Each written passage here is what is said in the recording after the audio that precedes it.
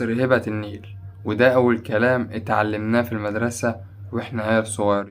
كان بيقولوا مصر هي أمي ونيلها هو دمي، وحاجات كتير وشعارات كتير.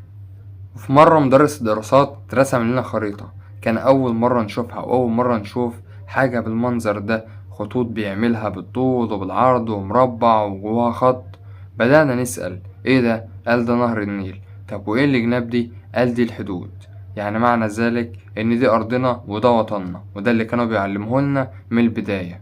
ده المكان اللي اتولدنا فيه، وده المكان اللي عشنا فيه، وده بقى محل إقامتنا أطفال، وعلمونا إن لها حدود ما ينفعش تتسرق ولا تنهب، وعلمونا إن مية النيل دي مقدسة ومحدش يمسها. كمان قالولنا إن في أجداد لينا دفعوا ضريبة كل ده، ماتوا وهم بيدافعوا عن البلد دي وهم بيرجعولها الكرامة بتاعتها، غير اللي ماتوا وهم بيفحطوا قناة السويس، غير الناس اللي كانت عمالة تعافر وتحارب لأجل نهضة البلد دي، وعدوا من حرب لحرب ومن غزو لغزو، من مغول لحرب صليبيين لغزو فرنسي لغزو انجليزي. عانوا كتير، وفين الناس دي دلوقتي مدفونين في تراب البلد دي من قديم الأزل، وهم بيموتوا وبيندفنوا في قلب البلد دي. يعني البلد دي مش مجرد إنها أرض وتراب وجو وبيوت، لأ، فيها حاجات تخليك تتمسك بيها أكتر وأكتر. ناس ما كانوش يعرفونا كان كل همهم إن هم يدوروا على الكرامة للبلد وعلى أهلهم وعلى أحفادهم. هم دايما كانوا بيدوروا على أحفادهم، وإحنا دايما لازم ندور على أجدادنا وندور على أحفادنا، ما بين الماضي والحاضر والمستقبل.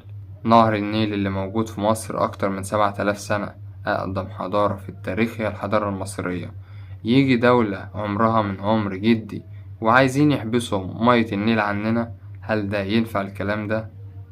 ويجوا على دولة عربية تانية في جامعة الدول العربية وعايزين يدخلوها ويعملوا ميناء دولي ليهم على البحر على باب المندب؟ تاريخنا ما يقبلش لتغيير خرايط، ولا يقبل الاستسلام، ولا يقبل ان ينفع حاجة تتاخد من البلد دي.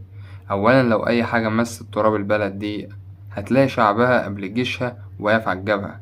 ليه؟ لان الجيش ده هو ابن الشعب، لانه ده من اولادهم ومن احفادهم، مش مرتزقة زي دول تانية شغالين بالفلوس.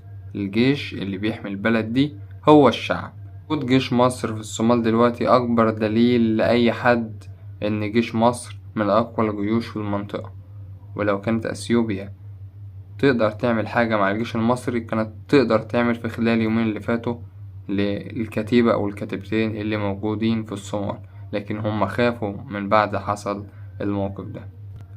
فصعب عليكم شوية دي إن انتوا تحبسوا مية النيل عننا، مش عشان خاطر احنا المصريين بس، عشان خاطر هي دي من عند ربنا وربنا مش هيقطعها عند حد. متنسوش بقى تعملوا اشتراك وتفعلوا زر الجرس وتعملوا لايك وتصلوا على النبي في الكومنتات، وتشكروا اللي عملها الامبراطورية الجامدة دي اللي احنا عارفين ناخد بيها حقنا من اي حد.